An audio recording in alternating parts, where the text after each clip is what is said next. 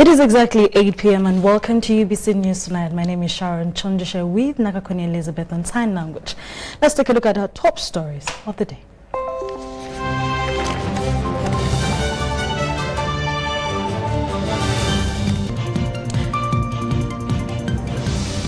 In UBC News Tonight, Parliament has rejected the coffee agreement between government and a foreign company. Still to come, the First Lady Janet Museveni has asked science teachers to end the strike. Omoro candidates take campaigns to gardens as voters insist on farming. And lastly, former presidential candidate Kizza Besigye blocked from marching to the city.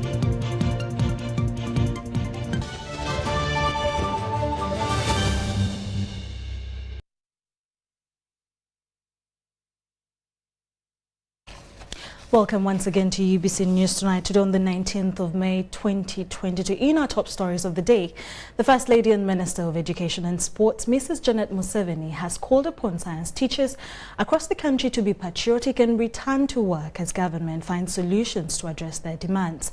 She said that the government is not against paying science teachers well, and therefore they should be patient as government looks for money to fulfill the promise. Janet Museveni was at Ruhama Secondary School, located 21 kilometers along Tungamo Mirama Hills Road in Tungamo District, where she, together with the Japanese ambassador to Uganda, His Excellency Fukuzawa Hidemoto, commissioned a girls' dormitory constructed with support from the government and people of Japan. Take a look.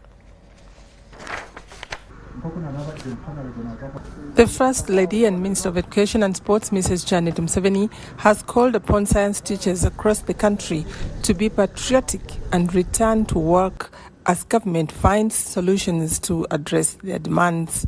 Science teachers batwirinde bathreateninga kuba tagaruka mu mashomero. Itwe nka government turiyo tugezaho kuronda sente zo kubongera emishahara.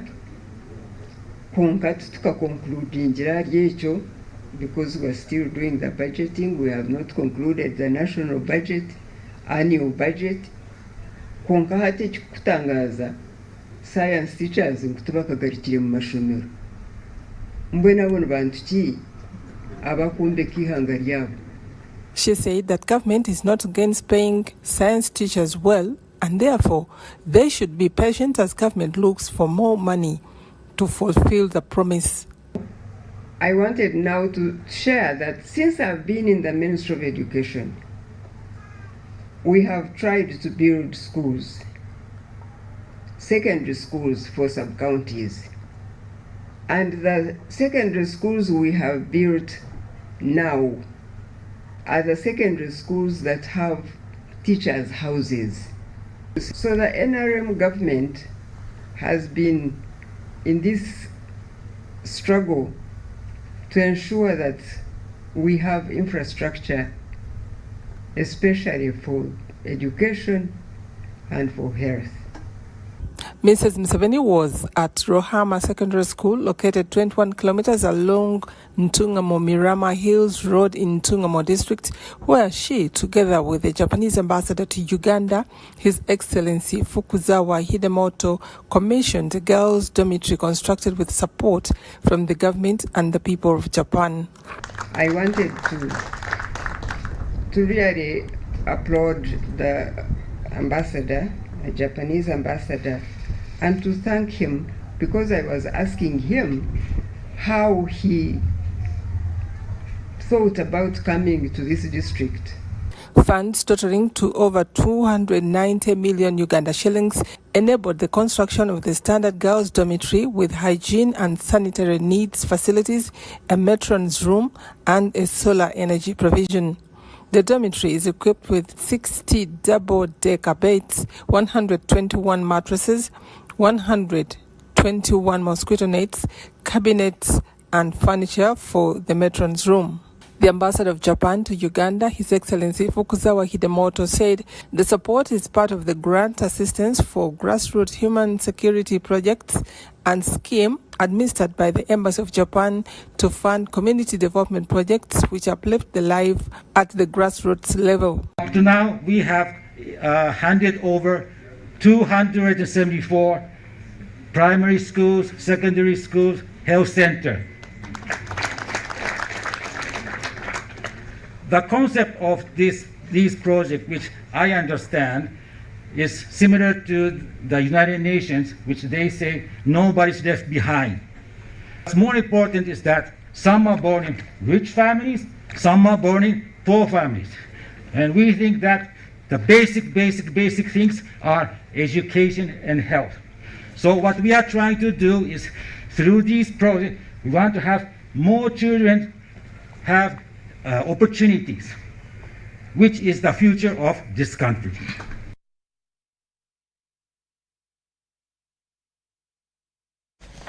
In more news, Parliament has unanimously deemed the agreement between Government of Uganda and Vinci Coffee Company Limited null and void. Now, this follows the consideration of the report by the Parliament Committee on Trade, Tourism and Industry, which among others termed the recent coffee agreement as unconstitutional. Mbara South Member of Parliament Winnie Mpaka tabled the report, which was highly supported by the August House chaired by the Speaker of Parliament, Anita Mong. You're lucky that you have presiding officers who are not needed. The 11th Parliament has declared the recent coffee agreement between Uganda and a foreign company null and void. The government is directed to terminate this agreement and report to Parliament within 6 months from the date of adoption of this report. The coffee agreement, which government sought to promote value addition in Uganda, has been deemed unconstitutional following the adopted report of the Parliamentary Committee on Trade, Tourism and Industry. Lastly, the officials who committed government to such illegalities should be penalized as a deterrent mechanism to stop similar occurrences in the future. The report recommends that government empowers the already existing 47 local processors in the business of coffee value addition. It should be recalled that funds to the tunes of 7 billion shillings had already been spent to clear the proposed site in Namamve, including building a perimeter fence, among other activities. All Ugandans who have got land in Namamve have paid for it. We should never pay the premium of 2 million. I'm sorry to mention her because she's her. Immediately, the register of lands prefers a caveat on the title that is in the names of Uganda Bees Company. Parliament also spent the entire Wednesday afternoon considering the report on the government allocation of land in Naguru Nakawa, a Kampala suburb, which adds up to 142.5 acres. The sitting IGG has also been mentioned. That Honorable Persis Namuganza, then Minister of State for Lands, brought to the attention of URC presidential directives for allocation of land to entities. We met the President with the Land Commission. So I was informing them, since this is not a new matter to you, this center will need the 10 acreages of land. The report by the Select Committee pinned some top government officials over abuse of office while implementing purported presidential directives. All those who acted on alleged presidential directives with the disregard of the law must be held personally liable. The report also finds no legal framework guiding the operations and relations of Uganda Land Commission and Ministry of Lands, Housing and Urban Development in management of land owned by government. The other recommendation, the current commission should be retired in public interest for abuse of authority and violation of the executive authority. Yes, the committee recommends that all government land be identified, surveyed and titled to avoid loss. In this regard, URC should have a proper inventory and land register. About 1,747 known tenants entered into a memorandum with government to vacate the land in question for developments. The 17 million ex gratia to be revised to the current market value. Honorable Shabe, the purpose of the land should be considered and returned to its original use. Daniel Mugoya, Gloria Gwitabinji, UBC News. Still about today, the Minister of Information, Communication and National Guidance has partnered with Huawei to establish an ICT talent cultivation center at the Uganda Institute of Communication Technology in Nakawa. Now, the Minister for Information, Communication Technology and National Guidance, Dr. Chris Baryomunsi, he launched the partnership.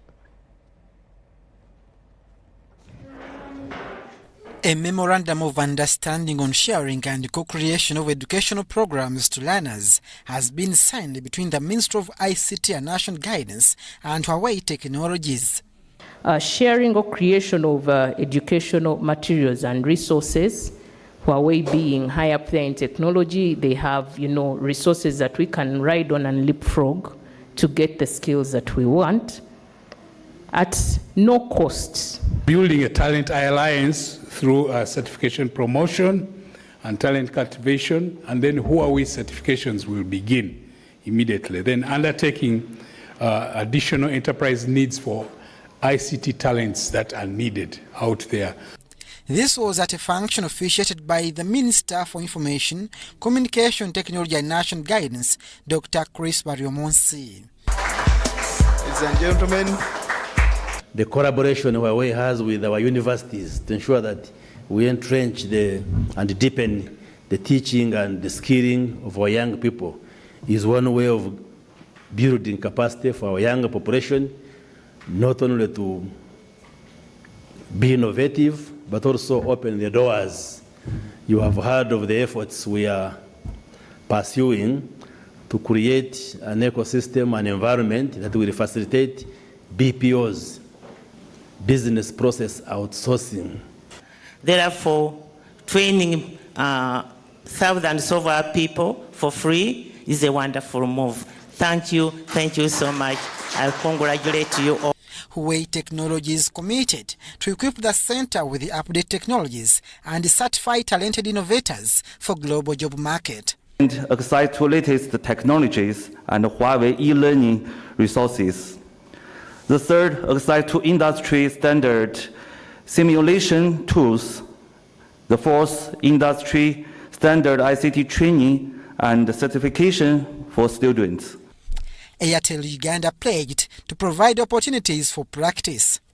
Airtel, as per its DNA, always support and promote programs to encourage aspiring engineers to acquire required skills through various programs of on and off class trainings. Skills like operationalization of 5G, cybersecurity, cloud applications, big data, and other ICT technologies will be provided at this center. So this MOU is very important to us as a country to make sure that we get the necessary skills, we have the necessary human capacity, so that we are not dependent on just persons from abroad to come and solve our problems and also run our networks. Abdul Nasir Luwama, memorable UBC event News. of unveiling the Memorandum of Understanding. In more news, National Unity Platform Party President Robert Kyagulanyi says he will expedite plans by the party to acquire new premises that can accommodate its members when called upon. Now, Kyagulanyi, aka Bobby Wine, was meeting women with small businesses in Kampala at the party headquarters in Kamwokya. While addressing the women, Mr. Kyagulanyi also talked about the current issue of escalating prices, saying that the government must address the matter. He challenged women across the country to demand for accountability from government and their leaders for effective utilization of public funds.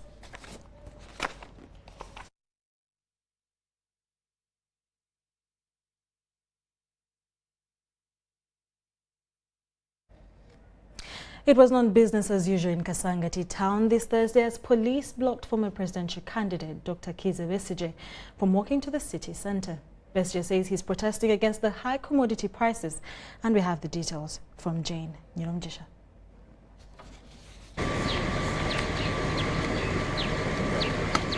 Early this Thursday, former presidential candidate Dr. Kizza Besigye attempted to proceed to Kampala city, but first started by mobilizing his neighbors in Kasangati to escort him.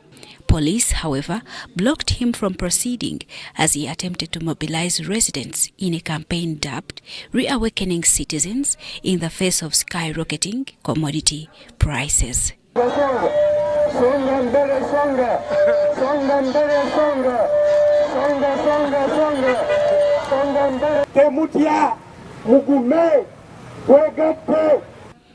Traffic and business was polarized as police reinforced its deployment in Kasangati and along the roads.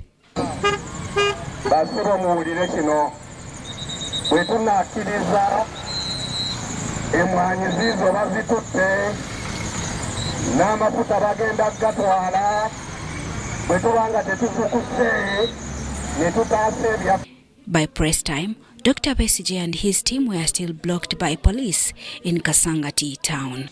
Jane Nyiramcha, UBC News. Moving on from that, the government of Uganda has criticized the continued politicization of the current escalating commodity prices, but rather advised Ugandans to remain calm as government seeks ways of arresting the situation. The Minister for Information, Communications Technology and National Guidance, Dr. Chris Baryomunsi, has guided politicians against creating chaos in the country. Baryomunsi also says that President Yoweri Kaguta Museveni will address the nation this weekend over the state of the economy and hopefully will offer solutions to these very problems.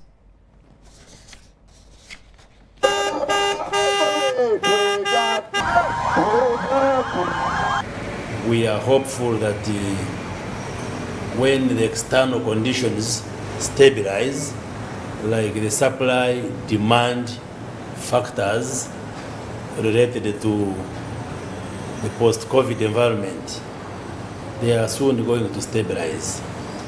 We also hope that once the Russia-Ukraine war, at whatever point it comes towards the end, some of these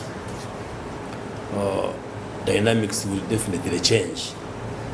So we call for patience, we call for understanding, and we call for change in our consumption and expenditure behaviors so that we are able to contain this situation.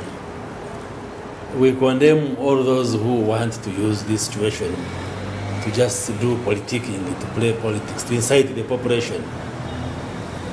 Because NRM is not the one which is in charge of all countries in the world that are facing a similar situation here.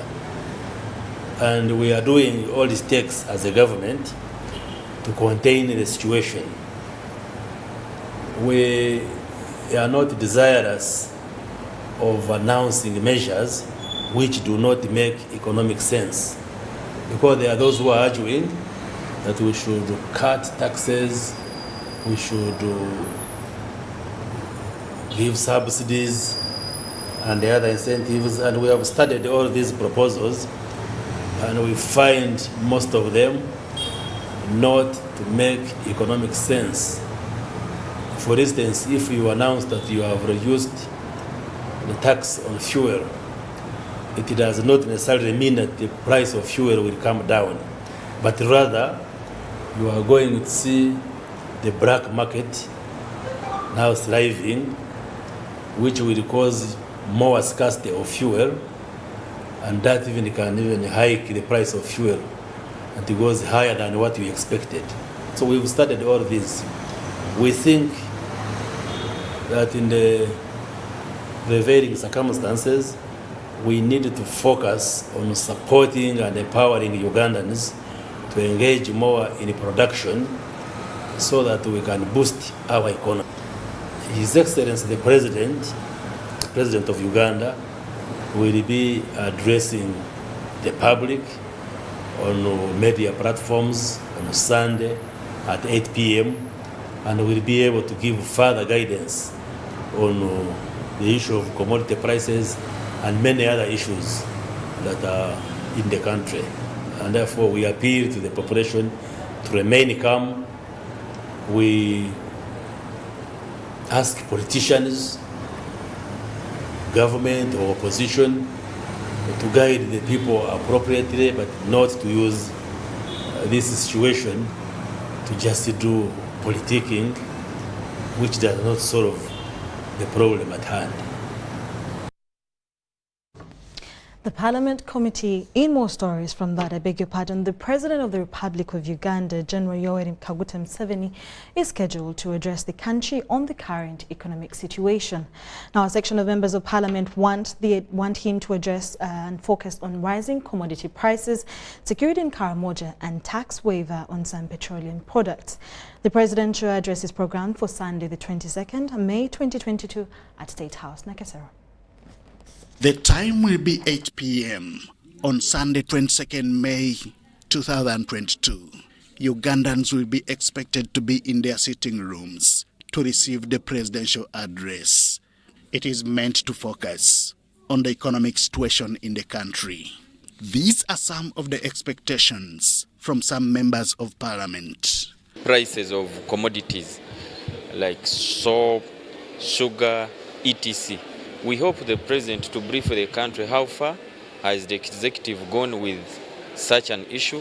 We expect the government to come out with a good plan to support agriculture of Ugandans so that we can have production of enough food that can lead to the low-cost food.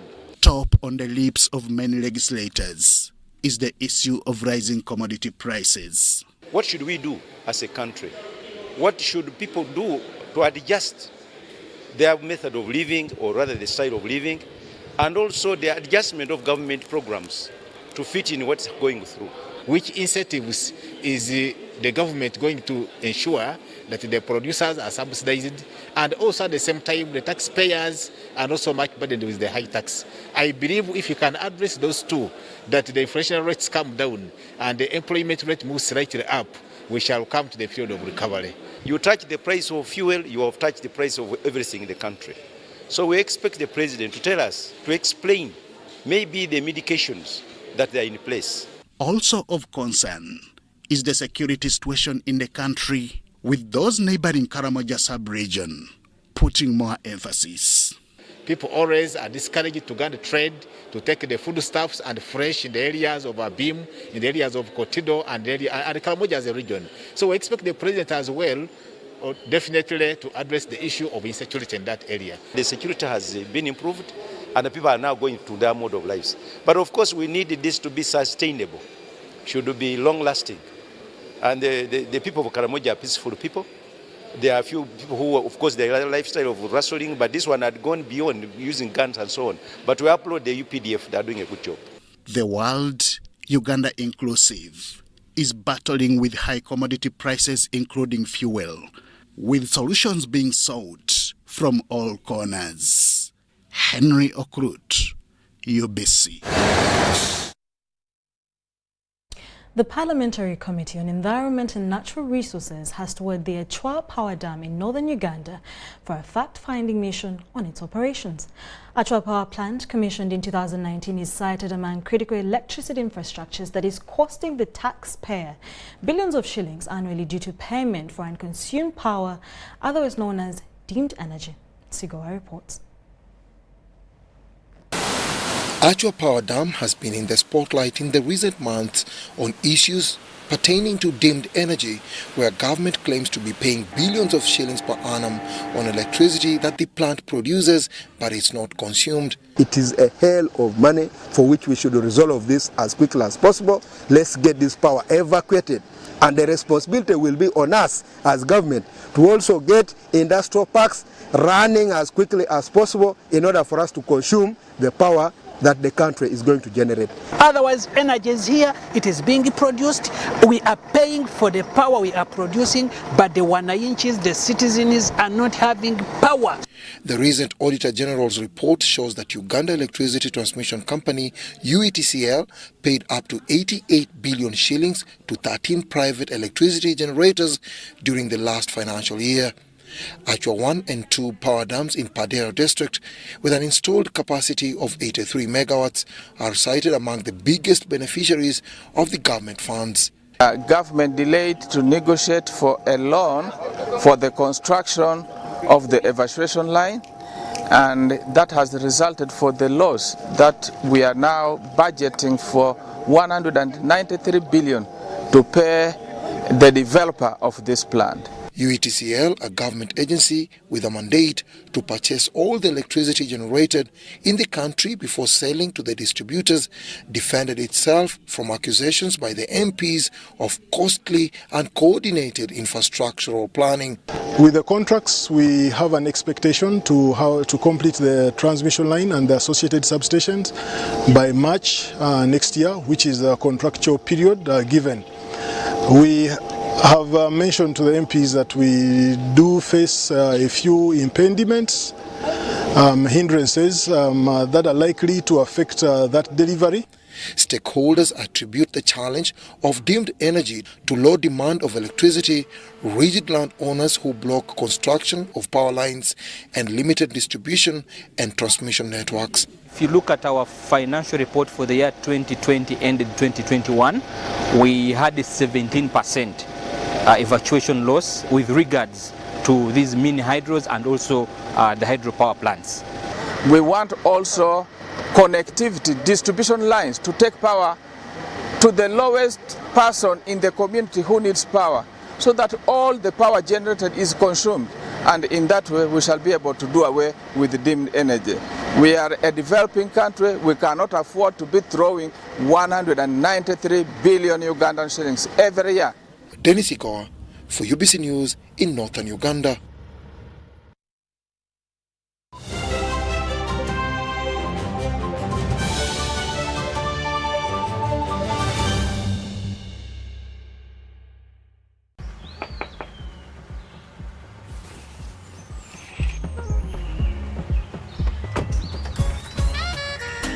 Jennifer, Jukila, Wagamba, I don't have waka. Through me about my waka. Now come and see for yourself, see my waka that I got with Momo Nyabo. Jangola be waka, look at you waka, see my waka that I got with Momo Nyabo. Show them waka with MTN Momo Nyabo. Simply deposit 20K or more on your mobile money for a chance to win 3 Toyota Succeeds and money to 2,000 lucky winners every week. We're giving away 24 cars and over 2 billion shillings of mobile money.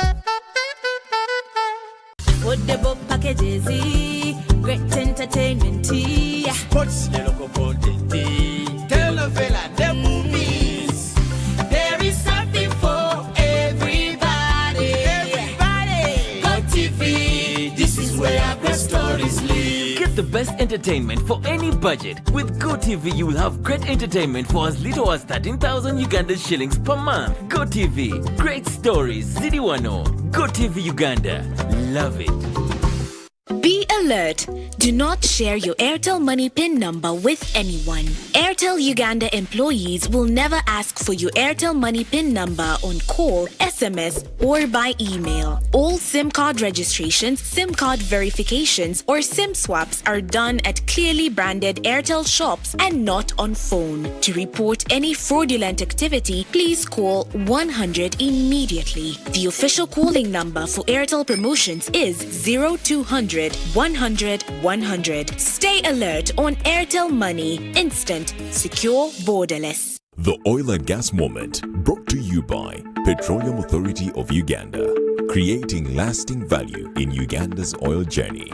The development and commercialization of Uganda's oil and gas resources is being undertaken through 4 flagship projects, which will bring in investment over $15 billion into the economy. The Kingfisher project will produce 40,000 barrels of crude oil per day at peak. The Tilenga project will produce 190,000 barrels of crude oil per day at peak. The 1,443-kilometer East African crude oil pipeline project will transport the produced crude oil to access the international market via the Tanga port in Tanzania. The Uganda refinery project will process up to 60,000 barrels of oil per day to provide petroleum products to the Ugandan market and its immediate neighbors. Additional exploration work is ongoing in the Kanyotaba and Ngasa areas in the Albertine Graben. For more information, visit www.pau.go.ug.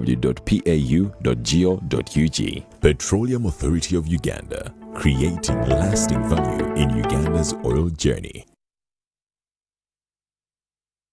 Even with my grandson, a doctor at my side, I struggled to get the help I needed.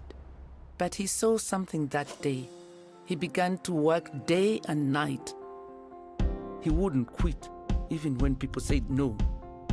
He wouldn't stop fighting. He knew something had to change, and his vision was bigger than anyone could imagine.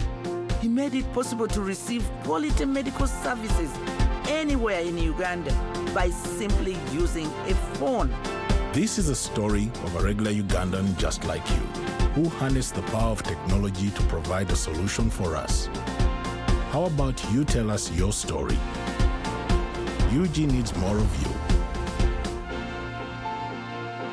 To share your story, visit airtel.co.ug/UG needs more of you or call or SMS 162. Airtel, the smartphone network. Water gives life. Water is life. But not all water is created equal. Refresh yourself with the new quality Nirvana packaged drinking water and fuel you and your passion to go further in life. Visit a shop near you and grab a 250 ml at 500 shillings, 500 ml at 1,000 shillings, 1.5 liters at 2,000 shillings, or the 20-liter jumbo bottle at 19,000 shillings. Nirvana is a product of Crown Beverages Limited, the makers of Pepsi products. Beat the back-to-school hustle today. Pay school fees conveniently using Airtel Money. Dial *185#. Select option 6, school fees. Select to pay using Bridge Schools, School Pay or Beg Pay. Select option 1, pay fees. Enter student number. Enter the amount. Enter the PIN number to complete payment. Airtel Money. Instant, secure, borderless.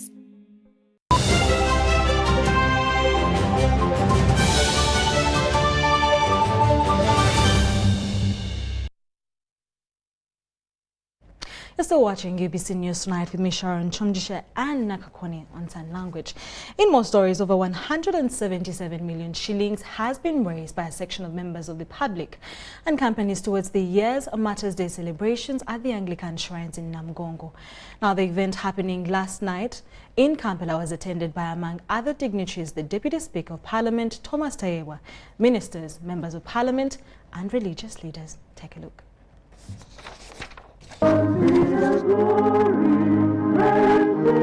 This year's Martyrs' Day celebrations at the Anglican shrines is estimated to cost over 800 million shillings. Our budget, we began with a budget which was about 600. We drew this budget in 2020 when COVID had not yet set in.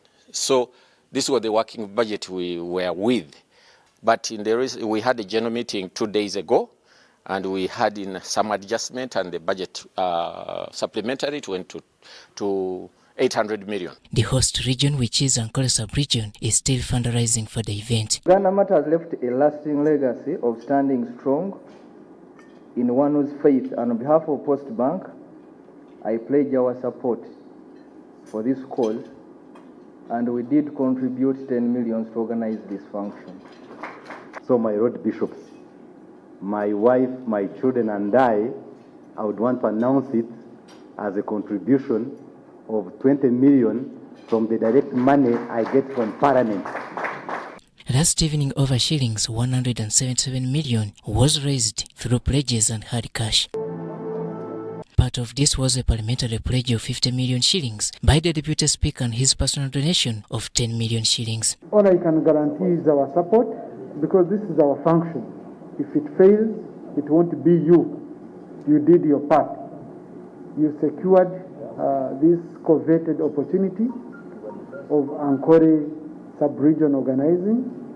So it's us lay leaders, lay people, now to show that indeed we believe in the assignments assigned to our bishops at national level, and it will be Ankore's time to shine. If we fail, Takajiro Yekwasa. The event was attended by, among other dignitaries, MPs and ministers, led by that of ICT, Dr. Chris Baryomosi. A revival that started in Ankore, the God that moved to Ankore that time and made it possible for us, because we are the products of the revival.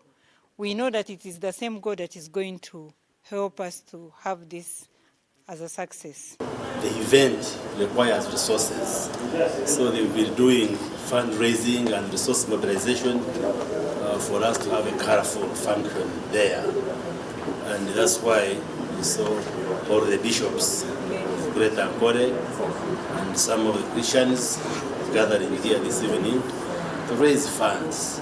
According to Minister Chris Baryomosi, government has already set aside over 1.5 billion shillings to facilitate this year's celebrations at both shrines. As the government of Uganda, we have contributed 700 million shillings towards organizing the prayers and the event at the Anglican Shrine, and 1 billion shillings to the Catholic Shrine, where Fort Portal Catholic Diocese shall be leading the Mass there.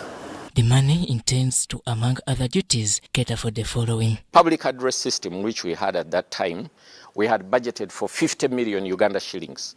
But now when we went into the meetings and whatever, people said, you people, you are joking. This is a very big function. You cannot do with 50 million. You have to go for the best public address system around town. And we went for a public address system of 131 million Uganda shillings. The Uganda Matters Day is celebrated every 3rd of June. Robert Onyango, UBC News. The passion fruit business has been steadily becoming the backbone of the thriving agro-businesses in Kasese district, but risks dwindling due to the fuel prices. Traders decry the increase in fuel prices, which has affected the garden price of a sack from 100,000 to 150,000 shillings. Despite the passion fruit trade being still a lucrative business, should the trend of rising prices maintain the momentum, doom is inevitable. Ivan Kawa reports from Ponde Border Post. Take a look. There seems to be no clear business between Uganda and the Democratic Republic of Congo here at Mpondwe border post, although on the Ugandan side there is much business activity. Initially, a bag was costing 50,000 to 60,000, more encouragement, 200. Now a sack is upwards of 400,000 shillings. At Mpondwe border post in Kasese district, every Tuesday is a market day, but truck drivers say vehicles travel with half capacity of the load. Kidogo unaona saa hii mimi nakwenda na 40 bags kutoka hapa mpaka Kampala, gari kubwa kama hii 40 bags. This is due to the increase in fuel prices and closure of the border with the Democratic Republic of Congo as government of Uganda constructs a one-stop border post. Bode nafunga. Sisi watu wa chini. Tuseme sasa hatuna maendeleo. Kwa sababu hatuna pesa ya kusema tutaenda sokoni ya Lubiri. Wala hapana, hatuwezi. Tu tunakamata kwa vitu vya wakulima wenyewe wanakuwa inatoka msituni kwetu huko. And now that the Democratic Republic of Congo has joined the East African community, this is going to, number one, lower the cost of doing business with the Congo. The clearance at immigration is going to be automatic, free movement of people and goods. The taxes of goods coming from Congo, for example, coming to Uganda, they will use the tariff system of the East African community, which is much lower than if you're outside the community. Government tunaomba itupunguzie namna ya mafuta. Ndio kazi tafanya nini taendanisha. Nevertheless, trucks are loading sacks of passion fruit to be transported to Kampala, where there is ready market. Find an NGO already putting up a factory to process passion fruit. Though with challenges, a few remain up to the business of planting passion fruits. Ivan Kahwa and Ahabiona Francisco, Kasese District. We begin from the market or... Science teachers have halted their industrial action starting at 11:59 p.m. tonight to the 13th of June this year to give government enough time to address their grievances. While addressing the press at Media Center in Kampala, the chairperson Uganda Professional Science Teachers Union, Elong Vincent, said that the president, through the Ministry of Public Service, has committed in writing to increase the salaries of science teachers in the 2022-2023 financial year budget. The National Executive Council of Uganda Professional Teachers Union has asked science teachers, National Teacher College lecturers, tutors, TVET, National Instructors College and laboratory technicians across the country to go back to work effective Thursday, 11:59 p.m. This follows a resolution by the Council of the Union to stop the industrial action for some time as they monitor the progress of implementation of the presidential directive to increase salaries of science teachers in the next financial year budget, which was communicated by the Minister of Information and National Guidance, Dr. Chris Baryomonsi. As a union, we are going to lift this industrial action, but it will be tagged on the condition that our salary effective financial year 2022-2023 is reflected and paid to the accounts of the beneficiaries. Now that commitment came through yesterday following the meeting we had with them. According to Uganda Professional Teachers Union, science teachers were being categorized as non-scientists as per the establishment notice of 2018, and although their 30% top-up allowance was consolidated in 2014, science teachers' salary was separated from humanity.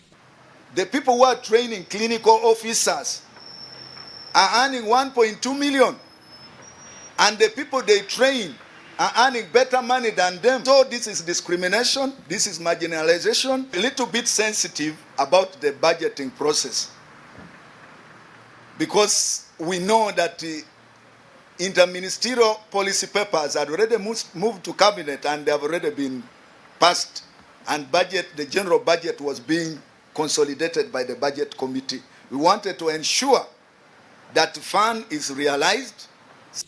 These also had a grievance of lack of commitment by the Ministry of Education and Sports to implement the professional ladder of teachers as clearly stipulated in the Teachers Scheme of Service document developed in 2012. They notice that you have already attained a degree level. They will give you a period to teach at a graduate level. You start teaching A level. But you find that the remuneration is not to that tune. Actually, majority, they are teaching A level, but they are being paid as O level teachers. And this cut across even in VTVET. We are aware about that. The senior education officers were promoted around February this year, and they have all been deployed. The 100 head teachers have been promoted this month, and we are sure they will be deployed by the end of this month. These also want government to come up with a proper mechanism to compensate science teachers who get injuries while teaching in laboratories, since they also get mega salary. I'm Navka Farida and Stephen Kalisia in Kampala. Thank you so much, Navka Farid, and we hope the First Lady said that there's something that's going to be done about it, and we'll keep you updated on what transpires. In more stories, the Ministry of Water and Environment, with support from the United Nations Development Programme, has organized a national consultations from the Stockholm Plus 50 initiative. Stockholm Plus 50 is to commemorate the 1972 United Nations Conference on Human Environment and celebrate 50 years of global environmental action. The national consultations took place at Sheraton Hotel, Kampala, with different sessions. Take a look. A crucial international environmental meeting is to be held in Stockholm, Sweden early next month. This high-level meeting is to follow months of consultations with individuals, communities, organizations, and governments around the world. We have an urgent situation. We have what some people say a triple planetary crisis with climate, pollution and biodiversity, and Stockholm hopefully will accelerate implementation and come up with new innovative ideas how to move forward. You think about the fact that our development in Uganda and many other African countries depends on the land, and therefore if there's climate change, it impacts on us, it impacts on agriculture, it impacts on our tourism, it impacts on our health. Then there is a collective responsibility on our part to find a creative resolution to some of these things. And so we can grow economically, but if we undermine our environment as in the process of doing that, then it's a zero-sum game. A key unresolved question is how to fully enable and take into account the voice of civil society organizations and how to meaningfully engage the private sector in these processes and fora. We're very happy with the strong engagement by the Ugandan government, facilitating a very inclusive process here in Uganda. And we hope, of course, that all these perspectives will have a prominent role also in Stockholm to put the experiences from here on the table and also advocate for the solutions and the ideas that has come out of this consultation. I think one important lesson is, of course, the responsibility we all have as individuals, but also, of course, as decision makers, to do what we can to save this planet for the future. Collectively push, and therefore environment is no longer a peripheral issue. It is one that is central to our development, and this is what I was talking about. The second thing, in terms of coming together, is working through integrated approaches, okay? We cannot work in silos anymore. I'm doing my thing, you're doing your thing. We have to say, what is our collective goal, and how do we make sure we work together? And thirdly, you know, whatever we do, we need to think about building resilient economies. What COVID has taught us, and despite the fact that it's been a very devastating experience for all of us, it has also taught us to recover greener and to do things differently. In other words, when you're talking about your wetland is not just there as you see it. Your wetland is also providing water for you to drink. And how do we make sure that as we recover and where economies have gone down and they need to, redouble their efforts in economic growth, they don't also do that by undermining the very resources that feeds them. Our tree cover is now at 13.4% because we should be looking at about 18%. We want to intensify and complete the restoration of the degraded areas. We also want to go into agroforestry so that we have a mix of trees that are not only for conservation, but also those that provide income. Stockholm Plus 50 will take place during the week of World Environment Day 2022. Sandra Kahunde, UBC News. We'll take a short commercial break and we'll be back with more stories.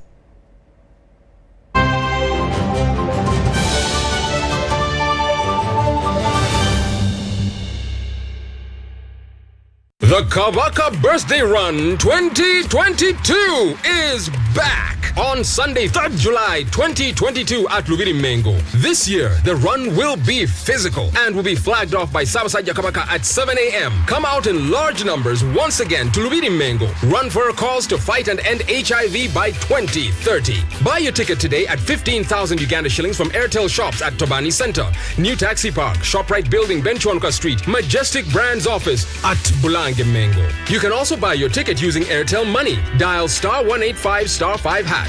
Select Payments, select Kabaka Run, and follow the prompts to complete the payment. Kabaka Birthday Run 2022 is brought to you by UNAIDS, CBS, BBS, and Airtel, the smartphone network.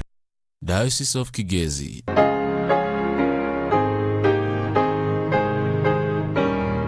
Diocese of Kigezi will be receiving their 6th bishop, the Right Reverend God and Mama Charity Akanjona, on 29th of May 2022 at Kigezi High School Primary Lower Grounds. On Friday 27th May 2022 at 12 p.m., Synod members, canons, all clergy and nearby Christians will converge at St. Peter's Cathedral to say farewell to Bishop George and Mama Chris Bagamhunda. On 28th May at 11 a.m., all Christians will meet the bishop-elect at Rutobo and go to Nyikunama Primary School playground for presentations and entertainment. At 11:30, we'll have a procession to St. Peter's Cathedral Rugarama, which will begin from Mohanga. And at exactly 2:30 p.m., the bishop-elect will be received at St. Peter's Cathedral. And on Sunday, 29th of May, it will be the day of consecration and enthronement at Kigezi High School Primary Grounds, led by the Archbishop of the province of Uganda, the Most Reverend Dr. Samuel Stephen Kazimba Mugalu. God bless you.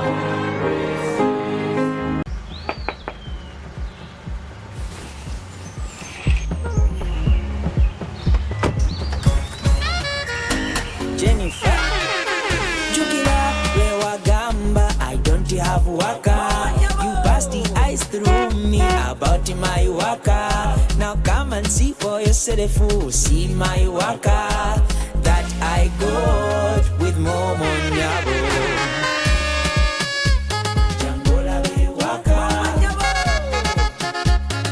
Look at you waka, see my waka that I got with Momo Nyabo. Show them waka with MTN Momo Nyabo. Simply deposit 20K or more on your mobile money for a chance to win 3 Toyota Succeeds and money to 2,000 lucky winners every week. We're giving away 24 cars and over 2 billion shillings of mobile money.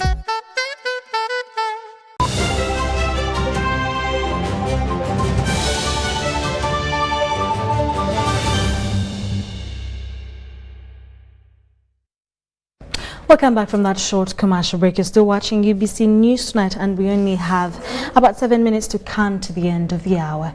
But in our business stories, Umeme shareholders are to receive a dividend of 54 shillings per ordinary share. Now, the declaration of the dividends, the highest ever for the utility company, was made at the post-annual general meeting in Kampala. Sigoa Amge and Nimsina report. A dividend of 54 shillings will be paid to shareholders whose names appear on the company's register at the close of business on 24th of June this year. According to Patrick Bitature, the chairman of Umeme, the company is on a recovery path after a severe impact of the COVID-19 pandemic. So the total dividend paid out is approximately 88 billion shillings. 88 billion shillings. The details the CEO will go into and how it breaks down. So that's what we are declaring this year as profit after tax. We have paid our taxes and we're one of the biggest taxpayers in the country. We have paid our suppliers. Most of the suppliers are paid. We look at the cash flow and make sure that we have enough money to continue our programs to give a reasonably good quality service. The successes of 2021, which saw Umeme post a profit of 89 billion shillings, is attributed to an increase in customer connections, infrastructure development, and efficiency brought about by digitization of services. So those investments that we made in 2020 contributed to the great performance in 2021. Demand or sales for electricity, actually, if you check 2020, they were flat compared to 2019. In 2021, demand for electricity went up by 10% as a result of these investments in the system and as a result of connecting more than 129,000 customers to the grid. Asked on how the negotiations with government on the extension of the concession are faring on and the way forward in case the extension is denied, Bitature had this to say. This concession is very complicated. People think it's very light. Umeme go or stay. It's not like a switch. It comes with a lot of issues. It comes with a buyout amount, it becomes with the transition, the smooth transition. Even if we are to leave, we have a responsibility as Ugandans to make sure that this change would be seamless, whether it is Umeme or anyone else. We live in Uganda, we need to have a seamless transition if it's to be. If they choose that, no, stay on, but on different parameters, we have to negotiate carefully. Why is the negotiation so delicate? It's because you have got to plan for 20 years ahead or 10 years ahead. Nobody has got a crucible to know what's going to happen. With just over 1.6 million households, translating to about 20% of Uganda's population connected onto the national power grid, there is a consensus by stakeholders on more investment on connectivity. Charlotte Amuge and Dennis Sigoa for UBC News. Now, moving on from that, traders in the night economy have equally felt the pinch of the ongoing commodity increment. This is after Buzz hiked the beverage prices. This has forced brewers to protest, maintaining the prices that they haven't changed. Take a look. Prices of commodities across the country have escalated, ranging from food prices, fuel, construction materials, name it. Downtown Kampala traders have been halting some of their merchandise with belief that the prices will eventually go down. The taxes, time back, taxes have been at the lower level, but this time the taxes are high. So that's why also we decided to increase at least. And what seemed to be a short-term crisis on prices, have months down the road, prices are still up. It is not only the day economy affected by the price increment, but equally the night economy. Bars dealing in beer have increased some of their products, affecting the final consumer. This has forced brewers basing from their head offices to protest the increasing prices of their products by different agents.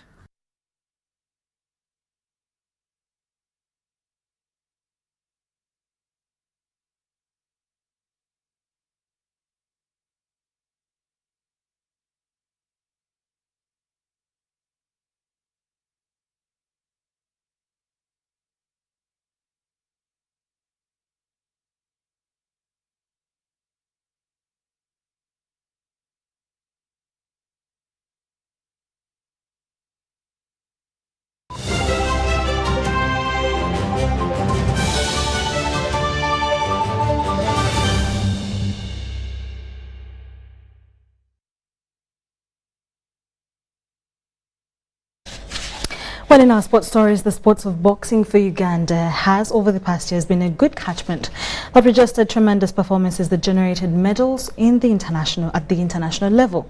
But the recent past witnessed numerous administrative wrangles that affected performance. Now, a corner has now been turned and many avenues explored to resuscitate the sports, now being deployed with the latest by a charity organization called Gloves and Glory. With the major intention of making boxing great again, charity organization Gloves and Glory has officially launched a project to achieve that objective. A journey of 1,000 miles starts with a single step, and today we're making the first step and launching the campaign to you guys and to the people here present. And we hope that it will then, from this humble beginning, over many years of hard work and teamwork, will gradually snowball towards achieving our ultimate goal at some point, which is to bring back the glory days of Ugandan boxing. Because many here may not know that Uganda was the third best boxing nation in the world. Gloves and Glory aims at, among others, supporting the youth and grassroots clubs, celebrating Uganda's boxing history with a Hall of Fame and building a modern boxing arena, and has already got backing of Uganda Professional Boxing Commission. As Uhuru, as a sports-loving person, I call upon all boxers at all levels, from amateur to profession. Let's be one team. Let's be one team. It is for the good of us. Not the good for Uhuru, but the good of us as boxers. Thank you. The charity that started 4 years ago and already organized the KK Memorial Boxing event early this year also wants sanity in boxing and hosting of world-class fights in Uganda. Sudat Kaye, UBC News. Thank you so much, Sudat Kaye, for the sports story. That brings us to the end of UBC News Tonight today on the 19th of May 2022. My name is Sharon Kyomugisha with Mgalu Mohammed on Sign Language. Do join us again at 10 p.m. for more news coming your way.